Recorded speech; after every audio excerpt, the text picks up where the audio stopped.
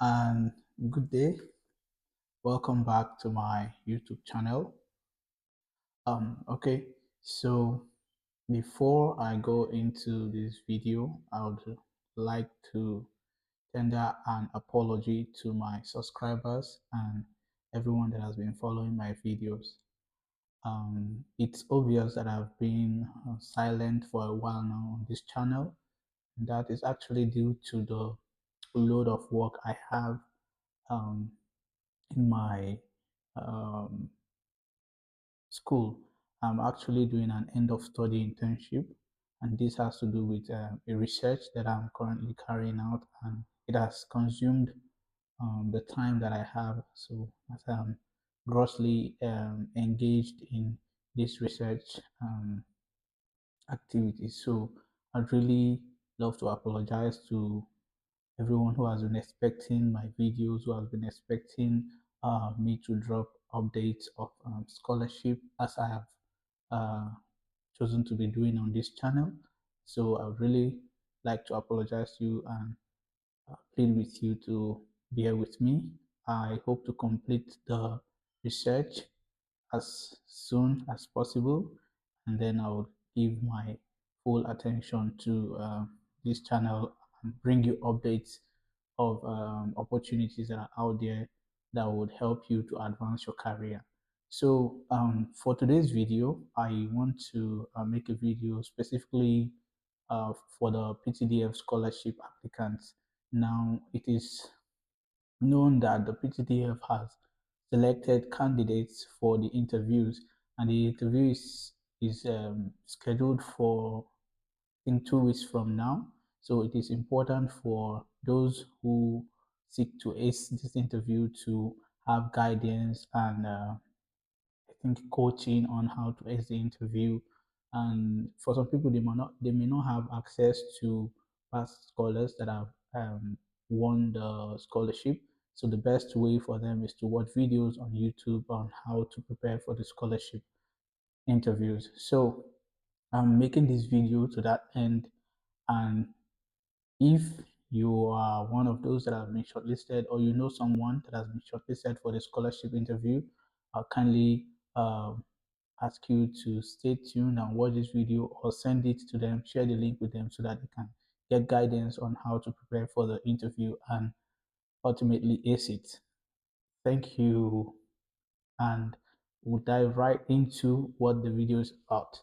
Um, Firstly, for those that will be going for the interview, now the first thing I'll say is there are different interview locations, but the interview locations are not scattered in the whole states of Nigeria. So there are specific states. I think it's based on the zoning. So if your interview location is not in your state, it's best for you to go to that place or the interview location a day before your interview. Make sure that you're settled and you're relaxed and you know how to navigate your way to the location of the interview. Being there before time is very, very important because it helps you to relax and to compose yourself and to, remember everything that you want to say during the interview. So my best advice for those that are doing their interview in states that is not where they are living is best for them to go there a day before then so that they can know how to get to the location and to avoid unforeseen circumstances.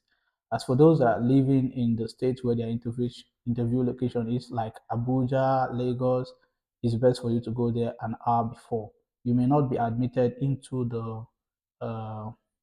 the interview location itself, but just stay around the environs, maybe 30 minutes before your interview, then you will be admitted, and then you can be processed or your files will be checked for the interview. So it's best to go there ahead of time, like I said before, to avoid unforeseen circumstances. You don't know what may happen to the traffic, you don't know what may happen maybe to the vehicle when you are going and all those stuff like that.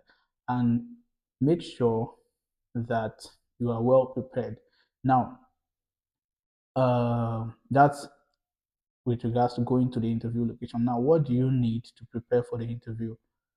you applied, when you were applying, you submitted some documents like your BSc certificate, your transcript, the awards, publications, and every document that you made available in the portal when you were submitting your application is what you should carry along with you. And if there are some that you did not upload and they were requested by during the application cycle, you can carry it along and then you just make a statement, stating why you didn't upload this document so that they will know that, okay, maybe they weren't available when you were submitting the application, because they will actually count for your scoring. So you have to take all the documents and you also print everything that have been asked of you to print from the notification you received, and dress smart when you're going for the interview. Yeah, for me, I didn't have a suit, so I just wore my native and went there, and I didn't even wear a cap. So the after you've arranged all the documents and files, all the documents that you uploaded, everything that you've been needing for your interview, the next thing is to, I think you have to carry, I think it's original photocopy. Yes, you have to carry the originals and the photocopy. Anything at all, just carry original and photocopy and go along uh, with them to the interview location. Now, what uh, will happen is that the interviews is categorized into, I think, three. They have for geosciences, they have for management, and I think they have for engineering, like that. So based on your category, you would be seated in rows so that you can go to the specific or the particular interview panel that is responsible for interviewing those in your category. That's the geosciences or management or engineering category. So that's how they do it, because they can't take someone that is a professional in agriculture to interview you that is an engineering student. So it will be somehow. So that's how they've done it. So you should know that the people that you're going to meet in the panel would have an idea of what you're talking about. So it's not like you're just going to meet a random person that doesn't know what you are studying or what you applied for, and then you feel, oh, if I just say anything, the person will be convinced. No, they're actually experts. I've had some stories where a guy was asked about a particular software. I don't know, is a software that engineers use. I think mechanical engineers or chemical engineers, and he didn't really know a particular thing about that software, and I think that's what they use to judge him. So you should know that the people that you're going to meet in the interview panels, they are people that have an idea of what you're saying. They are professionals in that field. They may not all be chemical engineers or mechanical engineers, but they have an idea of what you're saying. So now you should prepare ahead of time. Now, how do you prepare for this interview? Like what I did the first time, I did not prepare like I was really preparing for. I thought, okay, it's a scholarship interview, so if I just go there and say anything, ah, it will be okay. I know geosciences, I know petroleum geoscience. In fact, I was good at petroleum geology courses, so I knew everything about it. I didn't know that I had to prepare. So for the first time I was interviewed, I messed up. I didn't give sufficient answers to some questions. Second time, the same thing. And then the third time, I actually took it seriously and watched videos on how to attend interviews, how to answer questions, how to, you know, to comport myself during interviews. So all those things, they matter. Your comportment, the the energy that you exude to the interview panel, do you show them that you are anxious and all those stuff like that. So you just have to, what I would advise is to watch videos of how to answer how to attend job interviews, because it's like a job. Winning this Ptdf scholarship is like, is a life-changing opportunity. So what will it cost you if you put your best into this interview stage? You give it all your best, and when you eventually get it, it will all be smiling and rejoicing for you. So what I would advise you to do is watch videos on how to answer interview, how to answer interview questions, how to behave during interviews. It's not like you just enter and then you sit down without them asking you to sit down. Even if they sit down and you keep standing, they are the ones that will say to you, okay, sit down. That's like some people may not really score you based on what has been provided by Ptdf to score you, but they will score you based on how you behave during the interview, how you comport yourself, how you answer questions, and the rest like that. So that's what I actually followed, the strategy that I followed. So um, when you get there, they will ask you questions based on the course that you have chosen to study. Now, for courses that are related to petroleum engineering, mechanical engineering, all those petroleum geology and the rest like that. Okay, they can easily be related to what's happening in the oil and gas industry of Nigeria.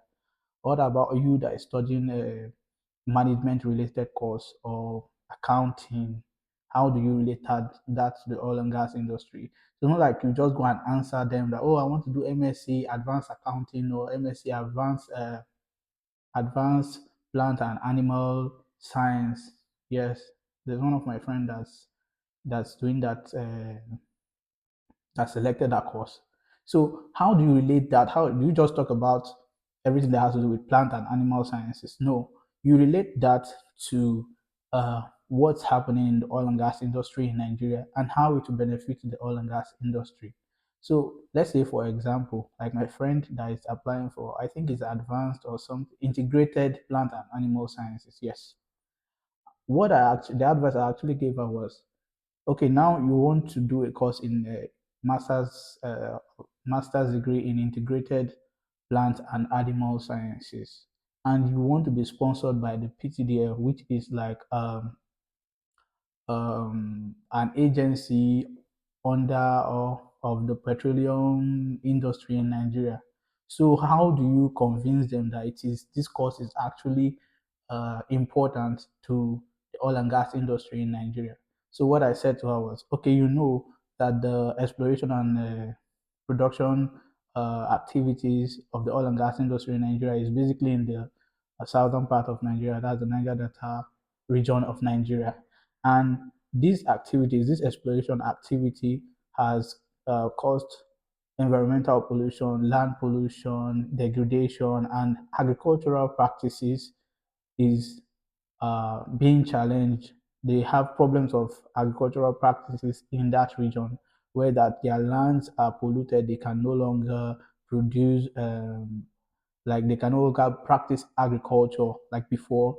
The fishes are dying and animals cannot breathe. Like the environment is unbreathable for animals. You can't breathe animals anymore there.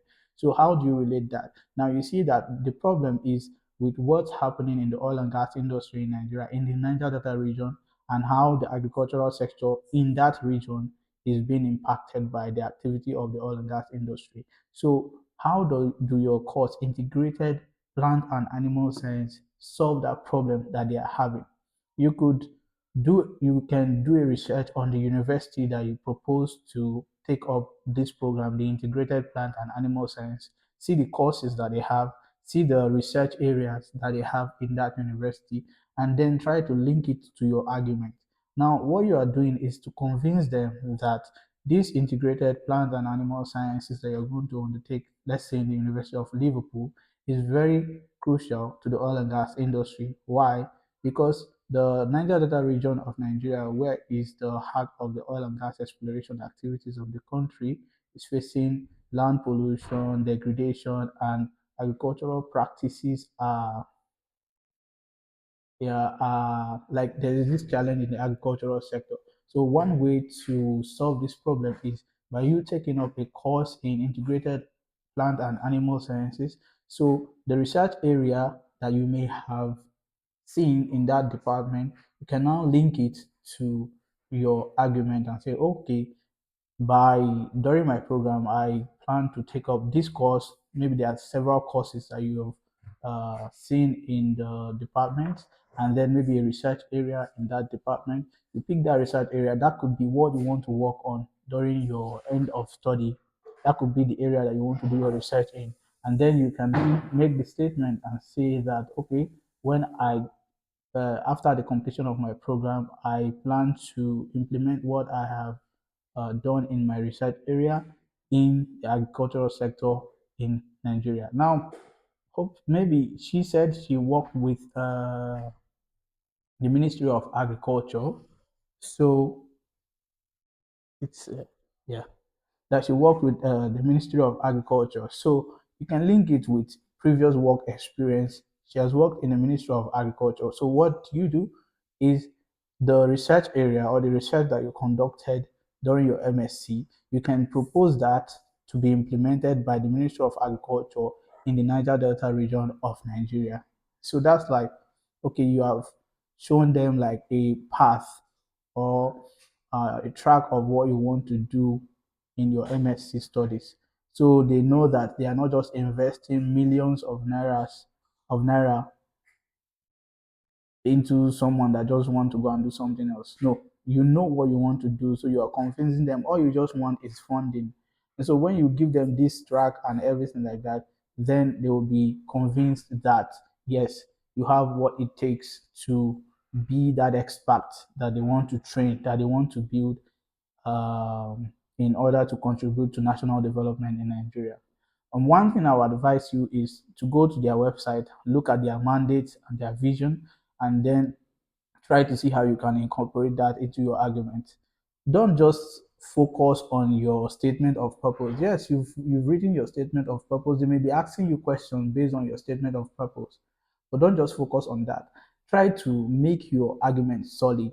Do your research very well. Go to the university website, look at the course modules they have, look at the research areas, then try to incorporate this into your argument, linking it with the oil and gas sector. Whatever you are saying, try to link it with the oil and gas sector. If you don't mention the oil and gas sector in your arguments when you are answering question, you may likely not be scored well. You may likely not be considered.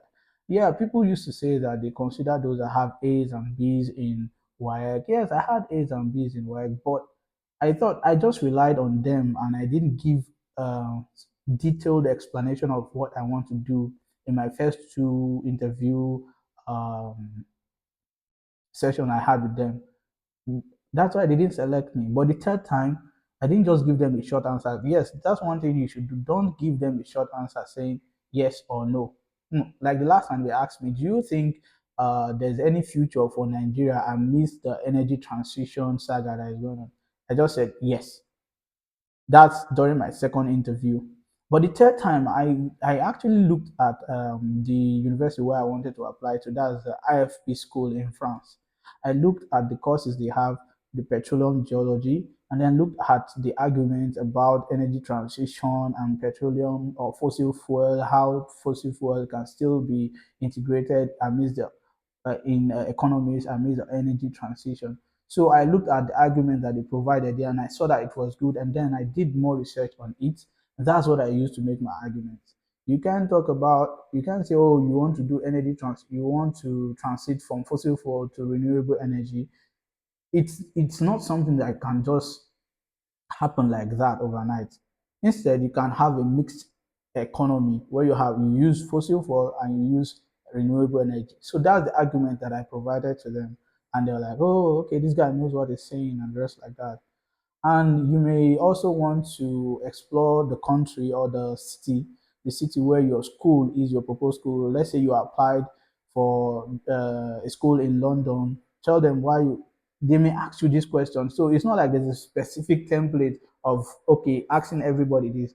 It is like there are different questions that they may want to ask you. So it's based on what the interview panel feel they should ask you. And on a lighter note, they may want to ask you, oh, what do you like about London? Or what do you like about the University of Manchester, University of Liverpool, and all those stuff. Don't say you like the environment. Yes, everybody know the environment is nice. But what do you like about the University of Liverpool? Oh, you like the laboratory that they have. You like the student community. You like so all these things they really add to your argument and yeah, that's it. So yeah, that's pretty much it. I think yes. So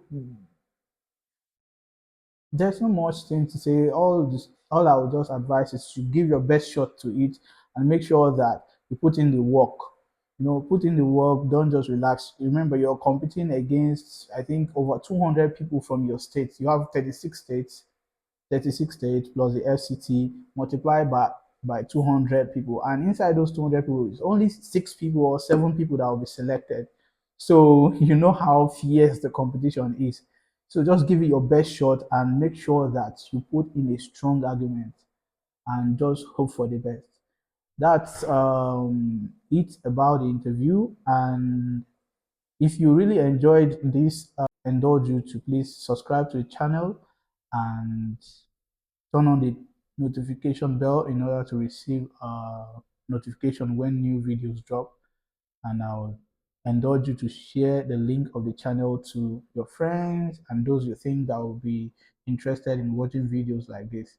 Thank you and see you in my next video.